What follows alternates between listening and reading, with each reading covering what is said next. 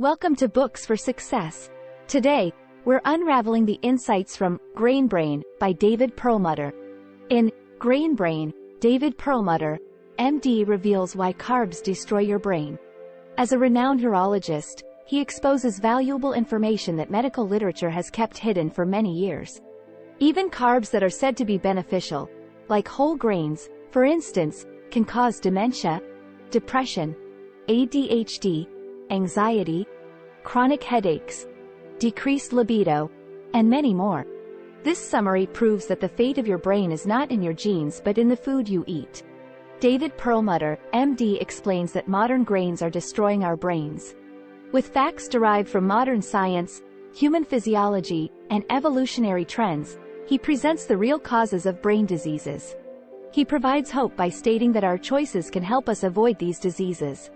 If you find our content valuable, like, subscribe, and ring the bell for notifications. Don't be shy about dropping your book suggestions for us to summarize. Let's grow and succeed together. What you don't know about inflammation. Everyone pretty much has a general idea of what inflammation means. What we should, however, note is that inflammation doesn't always mean a negative reaction. Your body could be fighting against something very harmful for all you know. This indicates that inflammation is integral to our survival. Inflammation can also get out of control, especially when it is on for a prolonged period. Evidently, that is what's happening to a lot of people. If the body continues to be attacked by exposure to irritants, the inflammation reaction stays on and spreads to every part of the body through the bloodstream. We can discover this type of widespread inflammation through blood tests. When inflammation goes wrong, chemicals that are directly toxic to our cells are produced. This ultimately leads to cellular destruction. Inflammation has been indicted by scientific research as being responsible for deadly diseases such as coronary artery disease, cancer, diabetes, Alzheimer's disease, and several other chronic diseases. Inflammation is more than just the cause of painful knees and joints. It is an underlying function of a failing brain. The leading cause of inflammation in the brain is the activation of chemical pathways that enhance free radical production. The biological kind of rusting, which is called oxidative stress, is one of the main reasons for chronic inflammation. It is a normal part of life and happens in all tissues and everywhere in nature. The moment the body can't keep it under control, it starts to run rampant and becomes deadly. We've all heard about free radicals, and to explain the oxidation process further, free radicals are molecules that have forfeited an electron. Stress, toxic diet, environmental pollution, UV rays from the sun, and harmful chemicals are examples of free radicals. These forces free an electron from a molecule and make it lose its social graces. The molecule, in turn, starts trying to steal electrons from other molecules. This condition is the oxidation process, a sequence of occurrences generating more free radicals and causes inflammation. Once oxidized, tissues and cells don't function normally. The process can leave you vulnerable to many health challenges. This explains why people with high levels of oxidation, which is often caused by high degrees of inflammation, are susceptible to diseases such as infections, joint pain, digestive disorders, anxiety, headaches, depression, and food allergies. Nutrients like vitamins A, C, and E donate electrons to free radicals, thereby interrupting the chain reaction and ultimately preventing damage. This summary explains how grains affect our brains. It highlights the healthy food choices we can begin to make to prevent brain diseases in the future. It debunks some of the industry-sponsored propaganda about what is good for our health. You'll find actionable information on how we can stop hitting the self-destruct button when it comes to our brains. Did you know? Just like heart dysfunction, brain dysfunction happens as a result of the choices we make over an extended period of time. Gluten's role in brain inflammation. Everyone has experienced headaches and agony from severe congestion. In most cases, we can point to the likely cause when the symptoms descend on us. For relief, we can always turn to over-the-counter medications to help manage our symptoms until the body returns to its normal state. Sometimes, the symptoms don't go away.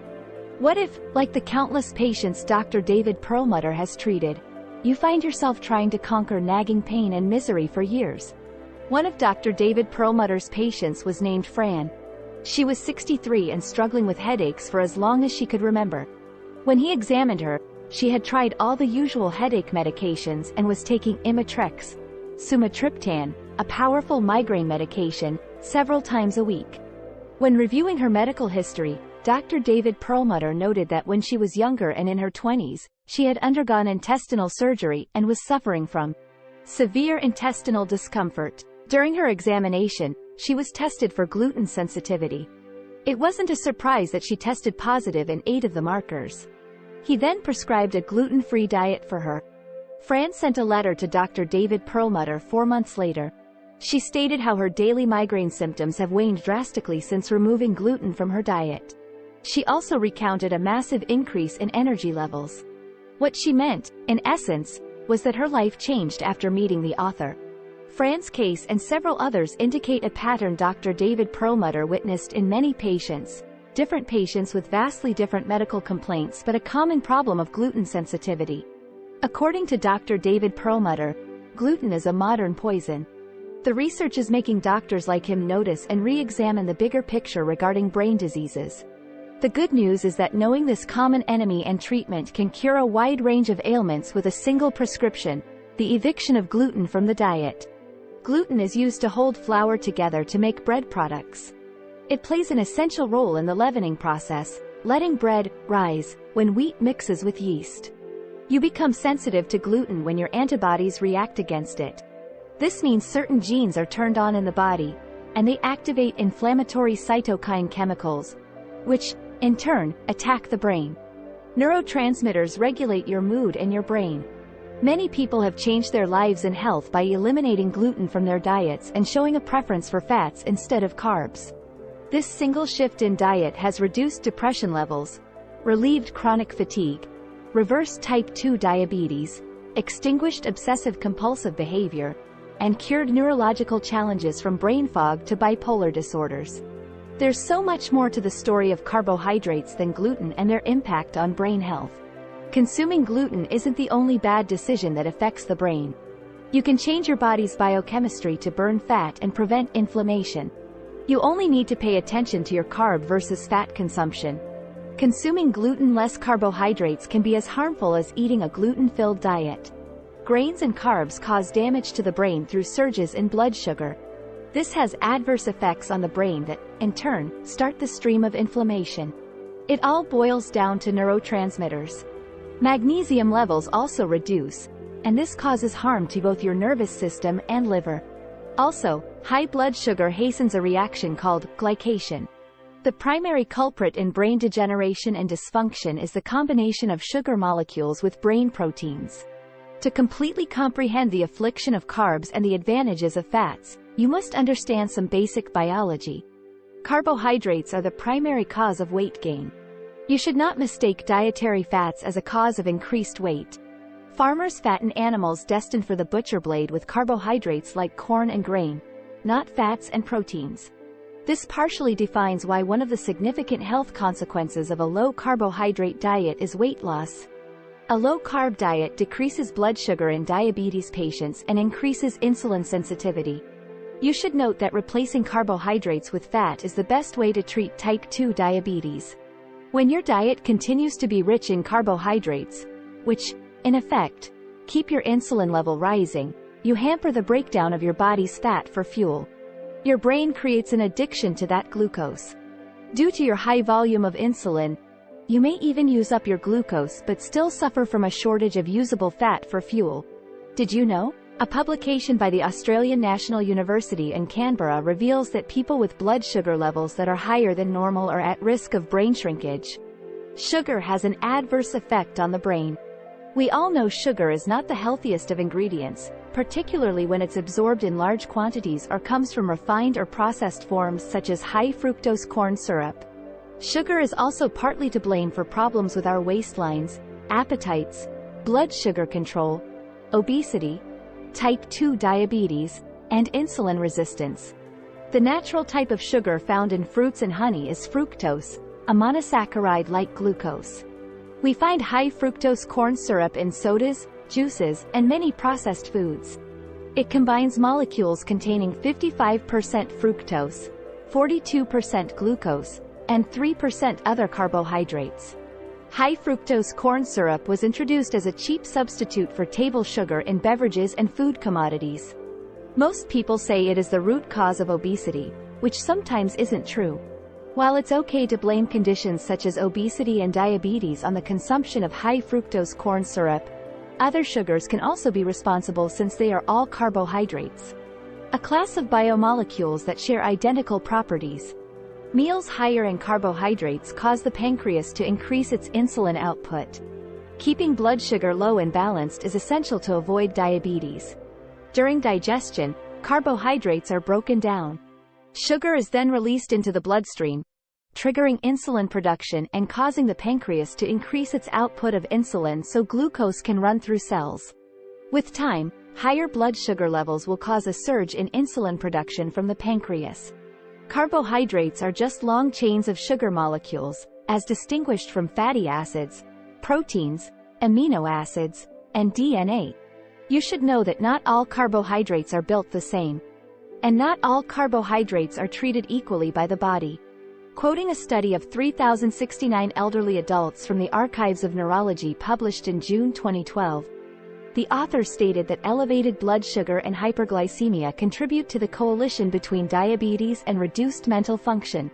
It may also contribute to cognitive impairment through such mechanisms as building advanced glycation end products, inflammation, and microvascular disease. Did you know? Isocaloric is the difference between pure glucose, the simplest form of sugar, and table sugar, which is a combination of glucose and fructose. How to change your genetic destiny.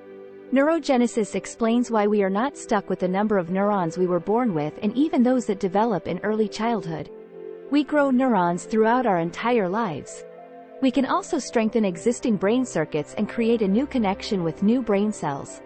A Swedish neurologist named Peter Eriksson published a report in 1998 in which he professed that our brains contain neural stem cells that are repeatedly restored and can differentiate into brain neurons. He was right. This birthed neuroplasticity. We all experience brain stem cell therapy. Neuroscientists have been provided with a compelling new reference point, revealing that neurogenesis occurs in humans throughout our lifetimes. The process, as one might expect, is controlled by our DNA.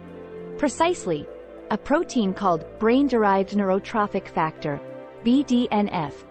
It plays a vital role in creating new neurons. BDNE protects existing neurons, ensures their survivability, and encourages the connection of one neuron to another. It is also associated with several neurological conditions, including epilepsy, depression, anorexia nervosa, schizophrenia, and obsessive-compulsive disorder. Physical exercise. Physical exercise is one of the most potent ways of changing your genes. Aerobic exercise turns on longevity genes and targets the BDNF gene, which is the brain's growth hormone. It reverses memory decline in the elderly and increases the growth of new brain cells in the brain's memory center. Exercise isn't just to look fit and maintain a strong heart. The most powerful effects are going on silently in our brains. As humans, we conquered long distances because we could outrun and outwalk most other animals. This ultimately made us the clever human beings we are today. The more we moved, the fitter our brain became. Caloric restriction. Calorie restriction turns on the gene for BDNF production. Studies have shown that when animals are on a reduced calorie diet, their brain production of BDNF shoots up, and they show impressive improvements in memory and other cognitive functions.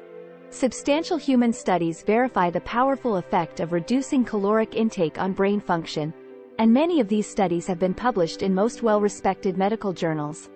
Ketogenic diet. Through the consumption of special fats called ketones, the growth of new neuronal networks can be enhanced.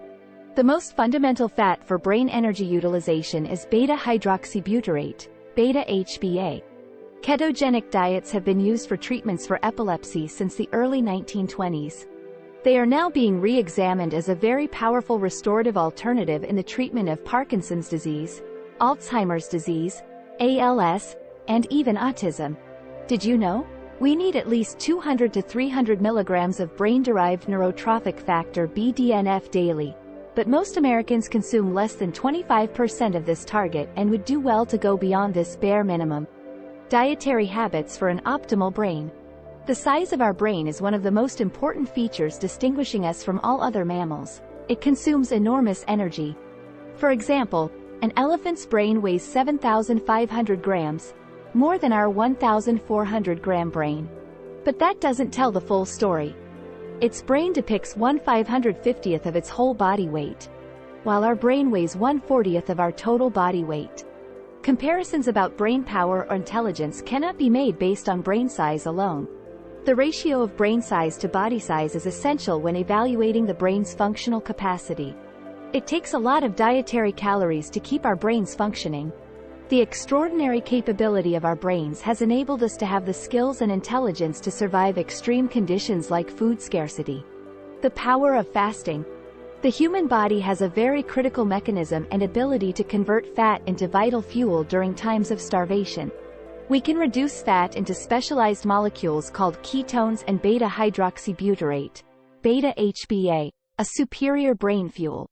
Our brain has a way of finding an alternative source of calories during times of starvation, unlike other mammals. Fasting increases not only the genetic machinery for the production of BDNF but also powers up the NRF pathway, improving detoxification, decreasing inflammation, and heightening the production of brain-protective antioxidants. Fasting causes the brain to use ketones generated in the liver instead of glucose as fuel. Resveratrol. Drinking a glass of red wine a day has a lot to do with the natural compound found in grapes, which slows down the aging process, boosts blood flow to the brain, improves heart health, and also curbs fat cells by inhibiting their development. Turmeric. One of turmeric's secret weapons is its ability to activate genes to produce an extensive collection of antioxidants that protect our precious mitochondria. It also boosts glucose metabolism. All of these qualities help reduce the risk of brain disease. Probiotics. Eating foods rich in probiotics, which are live microorganisms that support our intestines' resident bacteria, can cause increased brain behavior and help ease stress, anxiety, and depression. Coconut oil. Coconut oil can hinder and deal with neurodegenerative disease states. You can drink it directly or use it when you prepare meals. Coconut oil is heat stable and can be cooked at high temperatures. Did you know? Coconut oil is a super fuel for the brain and also reduces inflammation. Your brain needs workout to stay fit. Exercise has various pro-health effects on the body, especially on the brain. You exercise your genetic makeup when you try a routine or spend time on the treadmill. Aerobic exercise not only turns on genes associated with longevity but also targets the gene that codes for the brain's growth hormone. The idea that exercise can make us more intelligent has fascinated both traditional researchers in biomedical labs and anthropologists searching for evidence of the shaping of humanity through millennia. A journal was published in 2004 by evolutionary biologists Daniel E. Lieberman of Harvard and Dennis M. Bramble of the University of Utah. They claim that we lasted this long in history due to our athletic abilities. They explained that all those early-age endurance athletes passed on their genes, and it's a beautiful hypothesis. We are designed to be athletes so that we can live long enough to procreate. The biology of how exercise can be so helpful to the brain's health goes far beyond the argument that it improves blood flow to the brain, thereby delivering nutrients for cell growth and sustenance. Certainly, cerebral blood flow is a good thing. It is more than that. 5 beneficial qualities preserve brain function. Controlling inflammation. Increasing insulin sensitivity. Influencing better blood sugar control. Expanding the size of the memory center. Boosting levels of BDNF.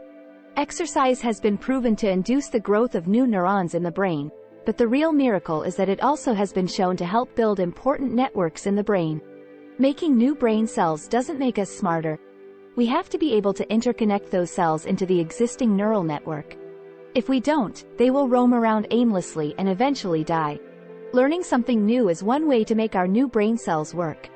A 2007 study showed how newborn neurons in mice became incorporated into the animal's brain networks if the mice learned to navigate a water maze. This is a task that requires cognitive ability rather than physical strength. The researchers also noted how the new cells can only help the mice navigate the maze. It can't perform previous cognitive tasks. The mice would have to exert themselves physically. Exercise makes neurons flexible and able to multitask. We don't know yet how exercise facilitates mental awareness at a molecular level, but we do know that BDNF plays a role by enhancing cells and axons, strengthening the connections among neurons, and sparking neurogenesis. Conclusion: most people don't pay attention to their health until they face a challenge that affects their brain's functionality. We don't take cognitive facilities seriously. This summary has provided much insight into how to live a happy, healthy, stress-free life. If you can follow the rules, you'll reap the benefits. You can guarantee yourself sound mental health by actively strengthening your brain. Eat gluten-free foods. Take lots of antioxidants. Opt for low-carb diets. Engage in aerobic exercises to grow new brain cells. Fasting helps you gain clarity and proper brain function. However, it must be in moderation. For exercise to be beneficial, it must actively engage your lungs and heart. You know this when you break a sweat while exercising. As you've seen, exercise is not just for weight loss or building muscles. Regular exercise helps to keep the brain from shrinking. When you exercise, you also prevent conditions like obesity and diabetes. They make the brain susceptible to brain diseases. Go for walks at least 3 times a week. Do sports or anything athletic that you enjoy, and you'll experience psychological and physiological gains. If your work requires you to sit down for prolonged periods, set reminders for daily walks to sweat out and release feel-good hormones. Start small, but make increments until it becomes a habit. Some moderate weights to work on your biceps will be a good addition to your walks. You'll need strong, healthy arms while you work. Thank you for joining us on this enlightening journey. If you've enjoyed our summary, consider reading the full book for a more in-depth exploration. Before you go, hit that like button. Subscribe if you haven't yet, and share this video with someone who could benefit from these insights. Until next time, keep reading, keep learning, and keep growing. Try this. Take daily walks in the morning and evenings. You can adapt this to your work routine. If taking a walk is not feasible, try jumping jacks for 5 minutes within an 8-hour work period. Do planks for 60 seconds after working for 2 hours at a stretch. Thank you for joining us on this enlightening journey. If you've enjoyed our summary, consider reading the full book for a more in-depth exploration. Before you go, hit that like button. Subscribe if you haven't yet, and share this video with someone who could benefit from these insights. Until next time, keep reading, keep learning, and keep growing.